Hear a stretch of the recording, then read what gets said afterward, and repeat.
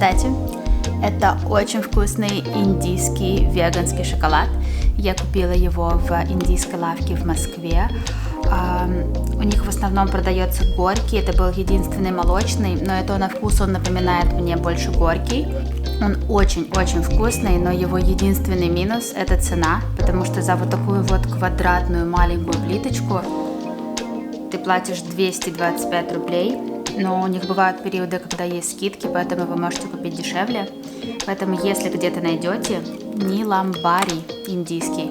Ну и раз мы заговорили об индийском шоколаде, я продолжу тему Индии в этом видео и расскажу, почему сегодня, 1 ноября, я начала учить хинди, официальный язык Индии. Я хочу заниматься им активно каждый день на протяжении месяца, и затем в конце ноября подведу такие промежуточные итоги, какого уровня я достигла и есть ли вообще какой-то прогресс. Поэтому в этом видео мы поговорим, почему я вообще решила учить хинди, зачем он мне нужен и каким образом я планирую его изучать. Поэтому, если вам интересно, оставайтесь и смотрите это видео. Ну что, во-первых, для тех, кто смотрит меня впервые или только недавно подписался на мой канал, я вкратце расскажу историю. Я замужем за гражданином Индии, мы сейчас живем в России, в Москве, но познакомились еще 5 лет назад в Англии, потому что вместе учились там в университете. Поэтому наш главный язык общения с мужем, естественно, английский, у нас никогда не было каких-то проблем, языкового барьера, и мы свободно владеем этим языком оба. И если честно, я никогда не думала о том, что буду изучать хинди, пока первый раз не приехала в Индию, чтобы познакомиться с семьей мужа и, в принципе, посмотреть страну. Вообще в Индии 2 официальных языка – это английский и хинди. Современное поколение нашего возраста довольно хорошо знают английский, плюс сейчас в Индии многие стараются отдать своих детей в частные школы, потому что они на порядок лучше государственных. И в этих частных школах все преподавание ведется на английском, экзамены сдаются на английском, а хинди просто изучают как отдельный предмет. А в государственных школах наоборот, у них все обучение на хинди, а английский просто изучается в качестве иностранного языка. Более старшее поколение не имело возможности учиться в частных школах, тогда это особо не было так популярно, это было супер дорого, и поэтому они знают английский хуже. Например, родители Абу, моего мужа, они понимают английский, они могут выслушать меня, когда я им что-то говорю, но с большей вероятностью они ответят мне на хинди. Ну и, собственно, поэтому, чтобы общаться с семьей, близкими родственниками, я решила выучить хотя бы базовый хинди, чтобы, во-первых, отвечать на вопросы, когда мне их задают, ну и, во-вторых, чтобы, когда все сидят за столом, понимать, о чем вообще идет разговор, потому что в семье Абу я единственная иностранка, и мне не хочется, чтобы ради меня все переходили на английский, или чтобы Абу переводил мне все разговоры 24 часа в сутки. Мне не нужно знать хинди в совершенстве, я не собираюсь обсуждать с кем-то политику, финансы, микроэкономику на хинди.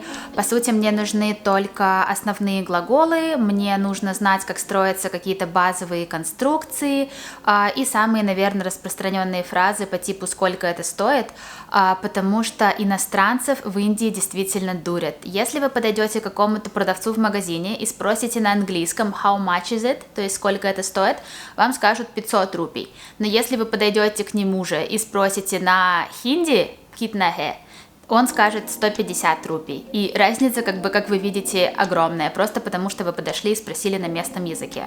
И теперь я поделюсь о том, как я планирую изучать хинди. На самом деле, в феврале прошлого года я уже ходила месяц на курсы хинди при посольстве Индии в Москве. Потом по счастливой случайности я устроилась работать в это посольство, и у меня уже не получилось совмещать занятия с работой, потому что они проходили в дневное время. Поэтому сейчас я понимаю, что мне нужно начинать занятия абсолютно с нуля, потому что я уже забыла абсолютно все, что знала. Вообще, я хочу заниматься каждый день. В какие-то ленивые дни я, наверное, буду просто по полчаса, по часу в день заниматься в приложении Duolingo.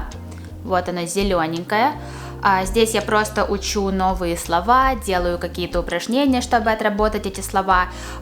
Вы не можете общаться с носителями здесь, вы не можете читать какие-то тексты или слушать аудио. Это чисто на расширение вашего словарного запаса. Ну что, в принципе, на первых этапах, возможно, даже подойдет. И 2-3 раза в неделю я планирую заниматься по самоучителю хинди, который купила в прошлом году в Ришикеше в Индии.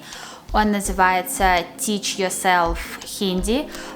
Тут удобно объясняются слова различные, тут есть таблички, объясняются базовые конструкции, базовые правила, вас учат произношению, поэтому должно быть полезно. Причем это второй учебник, который я купила для изучения хинди. Первый раз я просила купить самоучитель Абу, когда он летал в Индию один. В итоге он привез мне вот эту вот книгу, и как потом оказалось, он взял ее абсолютно не глядя, даже не понял, что это такое, а это наоборот самоучитель английского на хинди. И в итоге эта книга у нас просто лежит без дела, потому что тут все в таких вот таблицах непонятных, символами, и я не знаю, как поэтому учиться и заниматься. И еще, скорее всего, я буду смотреть уроки Дмитрия Петрова на ютубе. Для тех, кто не знает, Дмитрий Петров — это полиглот, который владеет 9 языками. Я вам их сейчас прям перечислю. Английский, хинди, испанский, немецкий, французский, итальянский, русский, греческий и чешский. И мало того, что он просто знает эти языки, он их еще именно преподает. Поэтому я буду смотреть его уроки хинди, но если вы когда-нибудь интересовались другими языками, то тоже можете обратить внимание, возможно, вам будет полезно.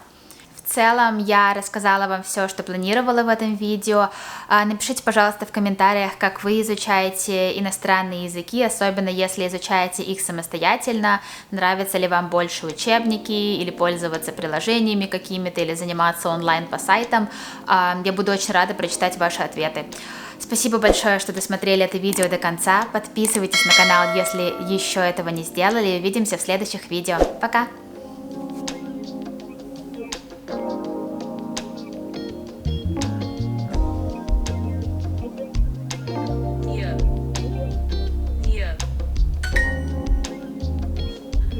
Ка, кха, га, гха, ча, чха, джа, джха.